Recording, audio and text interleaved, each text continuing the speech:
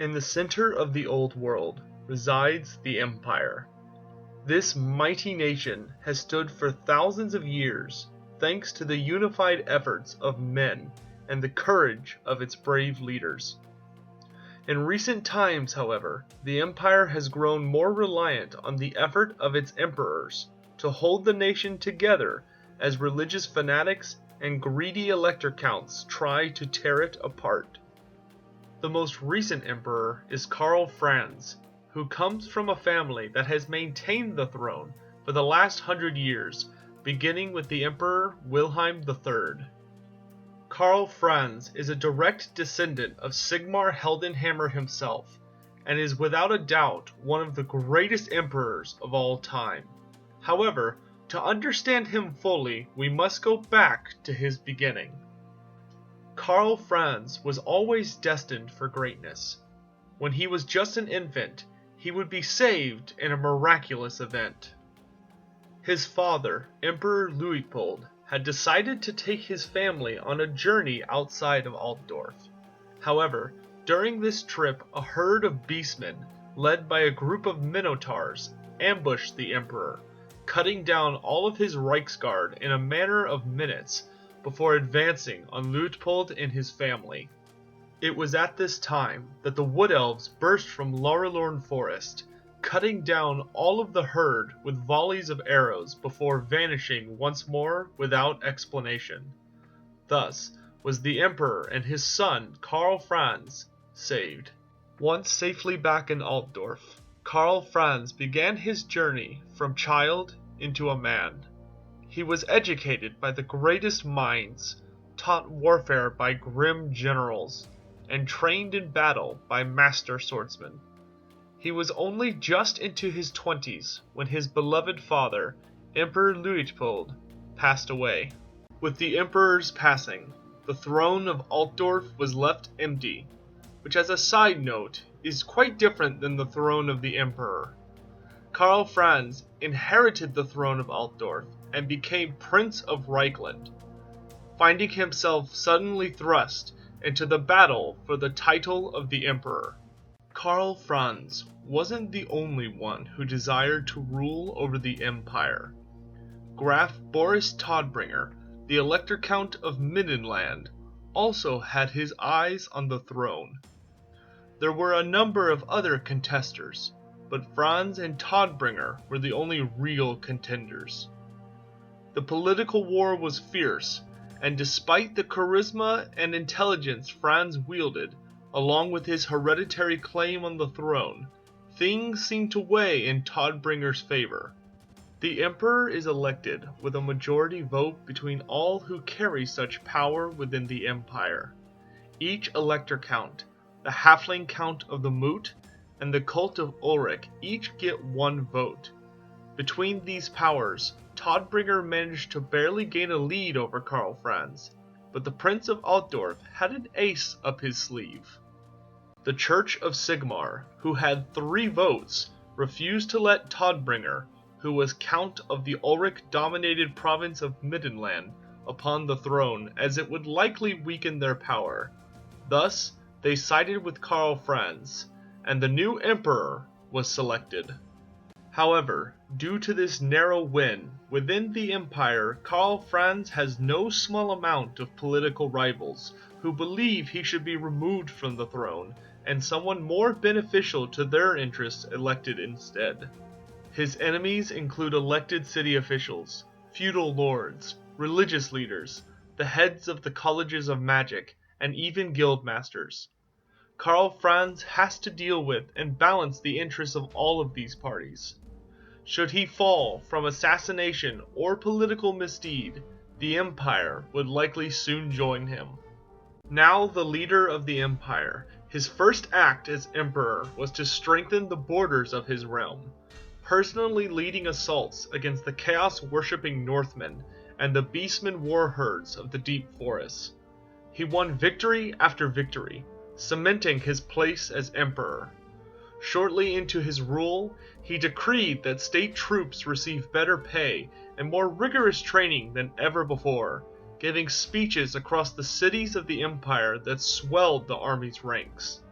Next, he turned his attention to the powerful knightly orders of the Empire.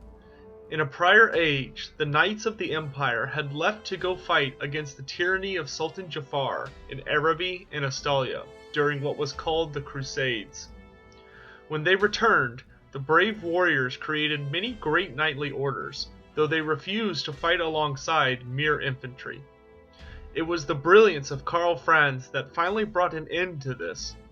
He manipulated their sense of warrior pride and martial honor to convince the Grand Masters of every order to once more lend their lances to the defense of the Empire. With the Empire united as it had never been before, the Emperor led his army from victory to victory over the enemies threatening his nation.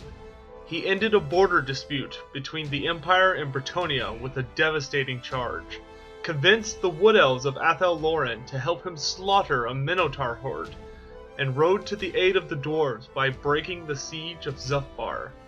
He purged the forests in Reichland of a nefarious goblin tribe that threatened his very rule, and even invaded Norska, striking preemptively against the forces of Chaos, heading up almost to the realm of Chaos itself, cutting down enemies to delay if not completely thwart an incoming invasion. His most important event was the Third Battle of Blackfire Pass, where Karl Franz faced an immense horde of greenskins alongside the Count of Averland. We'll discuss this more in the famous battle section later on. But let's go ahead and move on to the equipment of the Emperor. First off is Gal Maraz. This weapon is the legendary Warhammer of Sigmar, meaning Skull Splitter. This golden relic has been the symbol of the Emperor since the day that the mighty nation was founded. It is without a doubt one of the most powerful weapons in the world, only matched by the greatest artifacts of the gods, such as the Reverend Spear of Tlaxla and the Sword of Cain.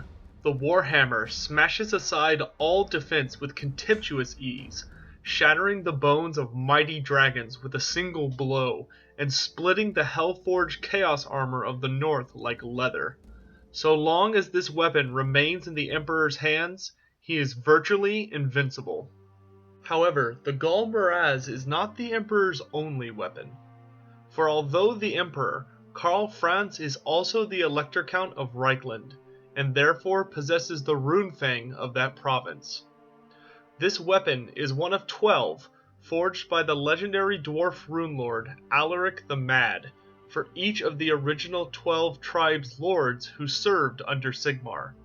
Each weapon is more than capable of cleaving through the toughest of armor with each swift strike, though it lacks the brutal crushing might of Gal Maraz. Karl Franz normally only wields this weapon when making a political statement that his actions are being done in representation of his province rather than the empire as a whole. Though for many of the early years in his reign he felt unworthy of Gal Maraz, often choosing to wield his Runefang until his fateful duel at Blackfire Pass cemented his position.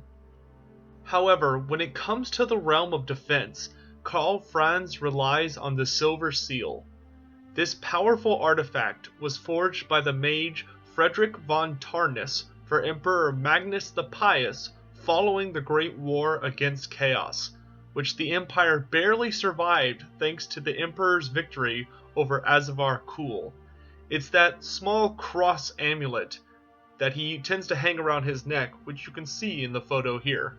This fairly small amulet wards off deadly blows and negates all but the most potent of sorceries. It has saved the life of Karl Franz on many occasions, especially when facing the horrid sorceries of wizards. However, the Emperor would have passed long ago if it had not been for his loyal friend. The preferred mount of the Emperor is none other than his loyal griffin, Deathclaw. Karl Franz dutifully raised Deathclaw from the day the griffin hatched from its egg, and the two have become nearly inseparable. The bond between master and beast is powerful indeed, and when fighting together, there are very few beings in the Warhammer world who can best them. Deathclaw is without a doubt one of the most powerful Imperial Griffins to ever live, and exemplifies the loyalty his race is so famed for among the nobles of the Empire. One such time was during the Battle of Blood Keep, when Deathclaw protected a prone and wounded Karl Franz for 3 entire hours until the Reichsguard hacked their way through to save the Emperor. However, there is one other mount that Karl Franz is capable of taking to battle, which is the Imperial Dragon. Captured as an egg long ago and raised in the Imperial Zoo, this mighty beast is without a doubt the most powerful mount the Empire has to offer. Capable of breathing scorching flame and smashing aside buildings with ease, the Imperial Dragon is a surprisingly languid monster that spends most of its time in a deep slumber within the zoo. The only person capable of rousing and riding the dragon is Karl Franz himself, somehow able to understand and communicate with the ancient monster's cold and alien mind. Now, let's go ahead and observe the skills of Karl Franz. First and most notably, he has an excellent habit of having positive relationships with other races and other nations, doing what he can to either assist them or play politically nice enough that when he needs their aid, they will come, such as the time he was able to defeat Guttrot Spume, a servant of Nurgle, with the aid of the Tsarina of Kislev. Realizing that he was losing a battle on a beachhead in Nordland, Karl Franz flew away on Deathclaw and managed to convince the Tsarina to fly back with him on top of Deathclaw's saddle, where she froze the ocean around the Nurgle fleet, causing them to be trapped so that the Empire could cut them down, with only Guttrot Spume and a few of his more favored servants escaping. Or there was the time that he increased relations with the Dwarven holds, when he saved Zufbar, which to do so he actually had to lead his army into the Underway, that way he could lead his army to crash into the rear of a greenskin force laying siege to the Kadak. He also joined forces with the High Elves, improving relations with Ulthuan as well, crushing the Dark Elves in the Battle of Redford. Then finally, he was able to convince the often aloof Wood Elves to fight alongside him against a Minotaur army that they had attempted to redirect into the Empire by changing the course of a river.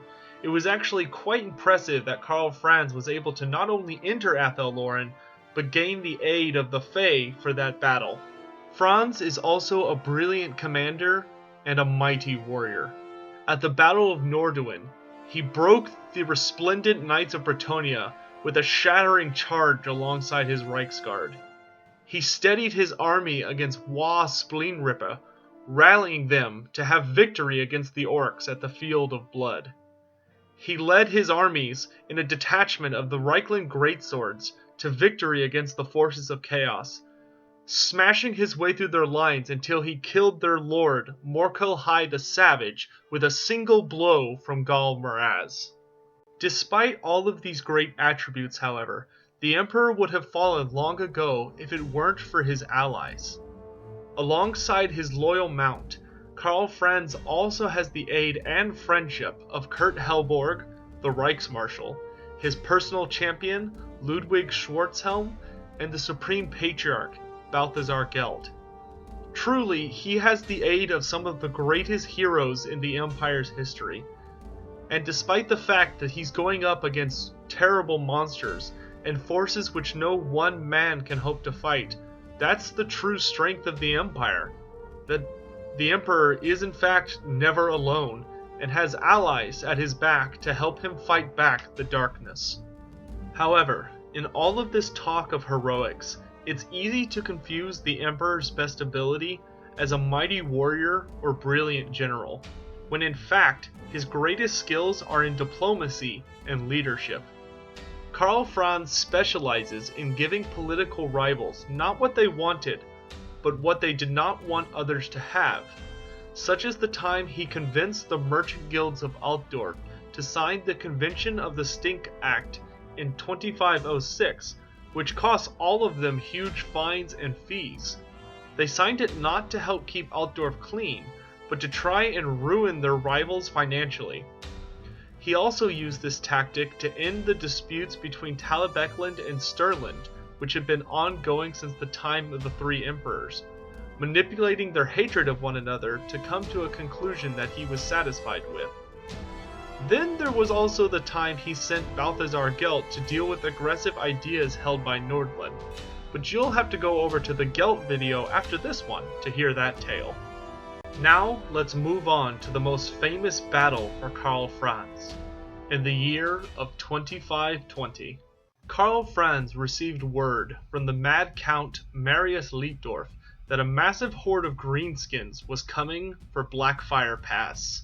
Realizing this could spell doom for the Empire, Karl Franz gathered the full force of Reichland and Altdorf, setting out for Blackfire Pass. His force contained everything the Empire could command, from wizards of all 8 colleges of magic to 3 of the fabled steam tanks. Combining his force with the Mad Count of Averland, the Emperor and Marius marched for Blackfire Pass.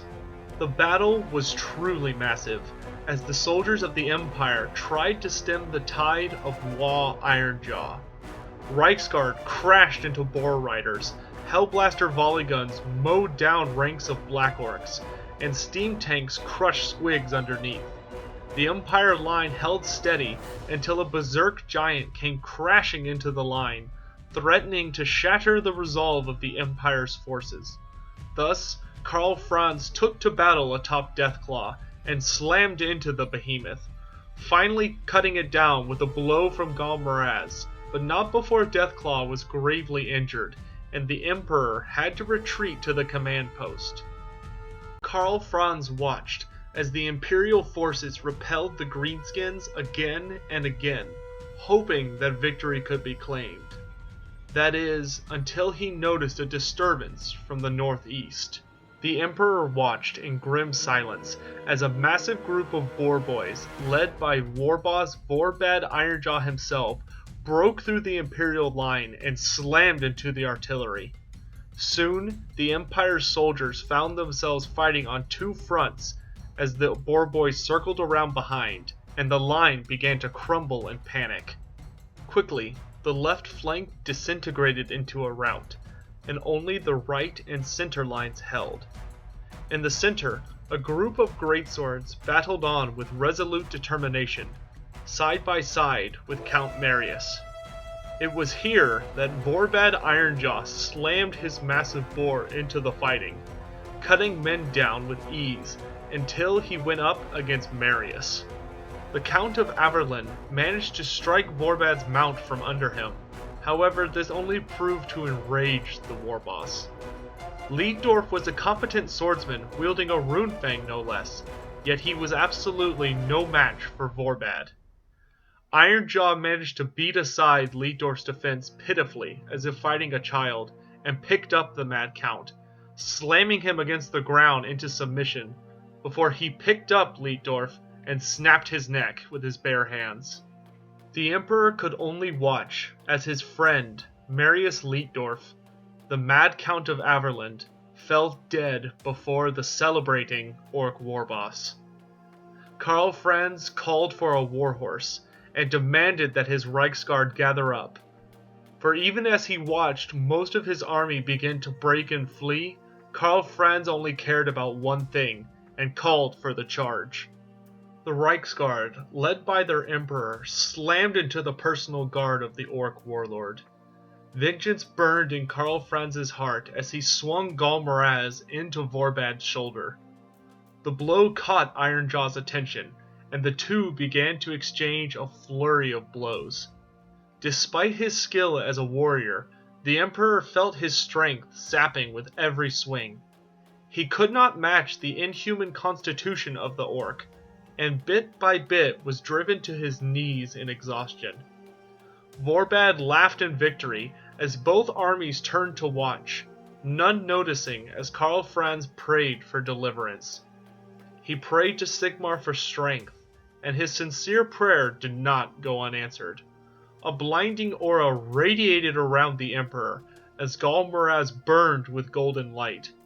Karl Franz felt all of his pain melt away, and godlike strength filled him as the true power of the Galmaraz was finally unleashed.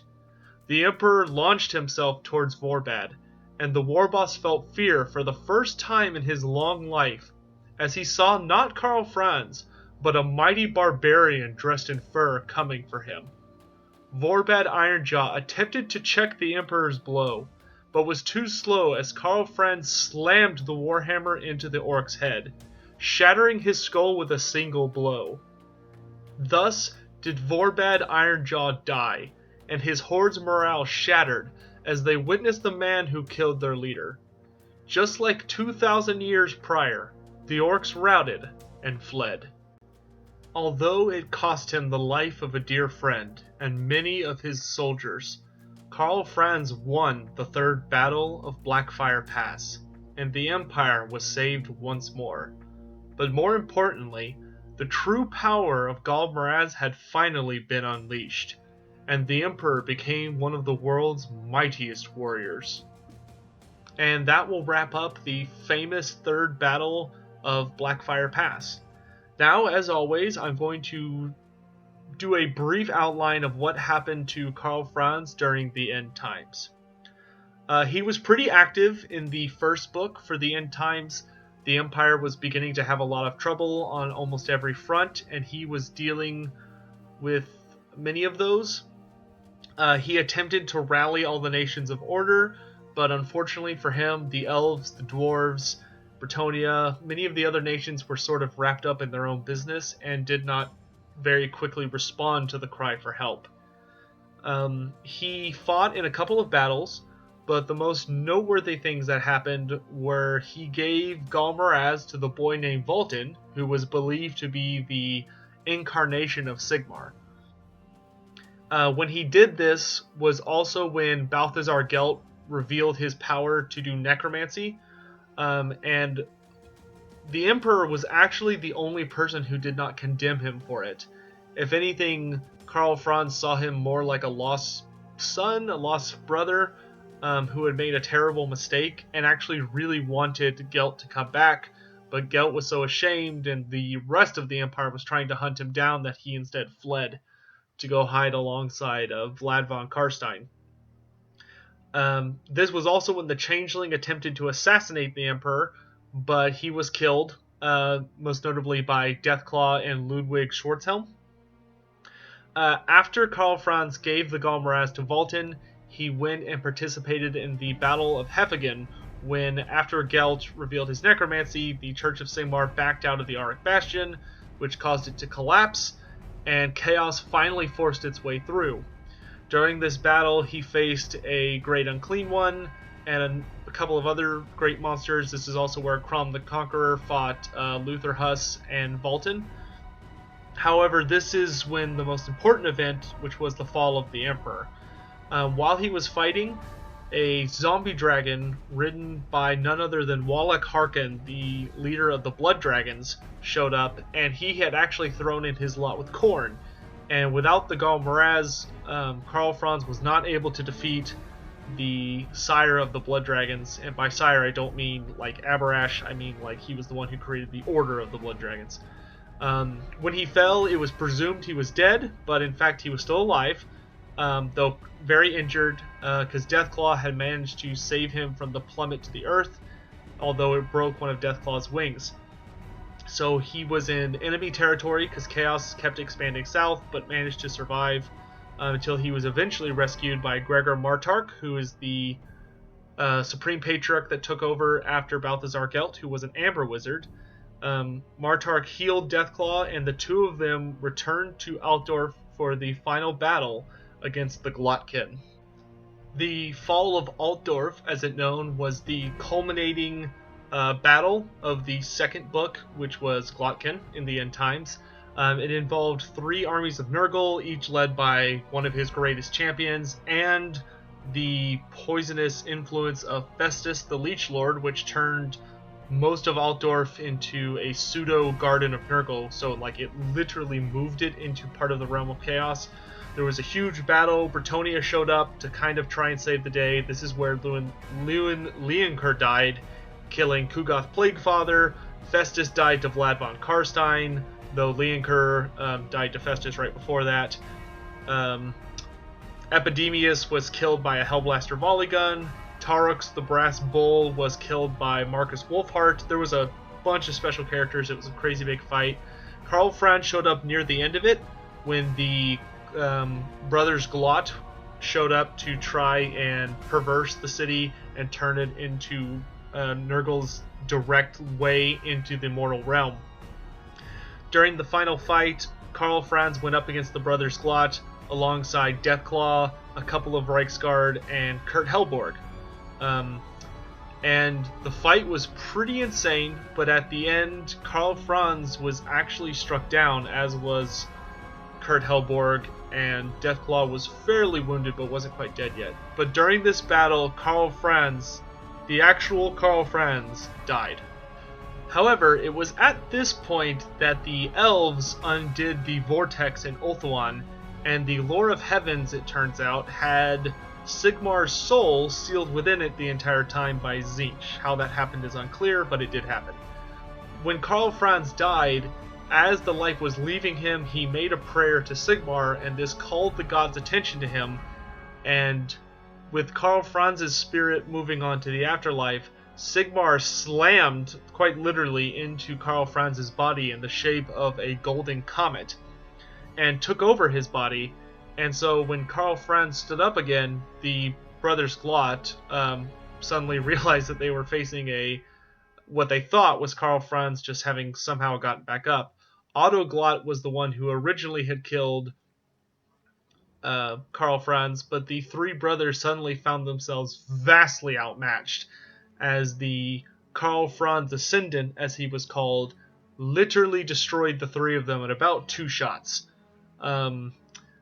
With that, he unleashed a massive spell that purged almost the entire city of Nurgle's influence, killing almost all of the Chaos God servants in a single blow and saving the city. Well, it was mostly destroyed. This is technically the end of Karl Franz. He died fighting Otto Glot. He was a hero down to the very end. Another day we'll go into the full saga of what Sigmar did during the end times, but that's a whole other story in and of itself, and would probably show up during like the God and Myths video on Sigmar. But that concludes the story of Karl Franz during the end times. Alright, and that pretty much wraps up all the information about Karl Franz, the Emperor. I'm going to go ahead and do a little segment here that I normally do in these special character videos to talk about how I would expect them to show up in Total War Warhammer, because obviously that's what sort of brought my channel into being, was all the activity over Total War Warhammer. We know Karl Franz is the legendary Lord of the Empire. He was the first announced, and one that I am very excited for. I hope that he kind of has a unique position of being the most diplomatic and politically maneuverable of the 8 legendary lords in the game, or 11 if you include Chaos. He is really famous for not only uniting the very fractious Electrocounts and getting the Empire to work together, but also convincing the likes of Kislev, Marienburg, the Dwarves, the Wood Elves, Bretonnians, getting all of those nations to unite for great battles against the likes of Archaon the Everchosen, or the Beastmen, or whatever. He is without a doubt one of the strongest characters in the game, but only when he has his full kit. And we've already had it confirmed that he won't be able to use the Warhammer or Galmaraz until after he completes the 3rd battle for Blackfire Pass scenario, which we know is a quest battle, and from what I understand is going to be one of the last quest battles in his personal storyline, which means it's going to be a pretty late game item. This makes sense, as obviously until the Sword of Cain is somehow included in the game, or Kroq-Gar shows up with a Lizardman expansion, that is without a doubt the most powerful magic weapon in Warhammer. And when he has it, he should probably be able to just absolutely destroy all sorts of things. I am super excited to get to play him. He looks great, the model. I wonder if he'll start off with things like the Silver Seal and all that, or if we're going to actually need to get him all of his equipment. I actually really wonder if he'll even start off on Deathclaw, or if he'll start off on a Warhorse, or maybe even on foot, and we might have to actually quest battle our way up to getting to ride Deathclaw. I could see that making sense to kind of balance him early on in the campaign. Another big question is will he have the Imperial Dragon? I really hope so, because that would be really exciting and awesome as one of the super late game upgrades to be able to ride the dragon into battle, even though Deathclaw is a bit more iconic. But that pretty much wraps everything up. I hope he's very politically abled and his objectives and win conditions focus a lot on uniting the Empire, gaining allies. Maybe you can even make an ally out of the vampire counts and the orcs. They've said it's a sandbox, so I guess it could totally happen. Heck, it'd be pretty crazy if he was able to unite all of the Warhammer Worlds races. And that's pretty much it for this video.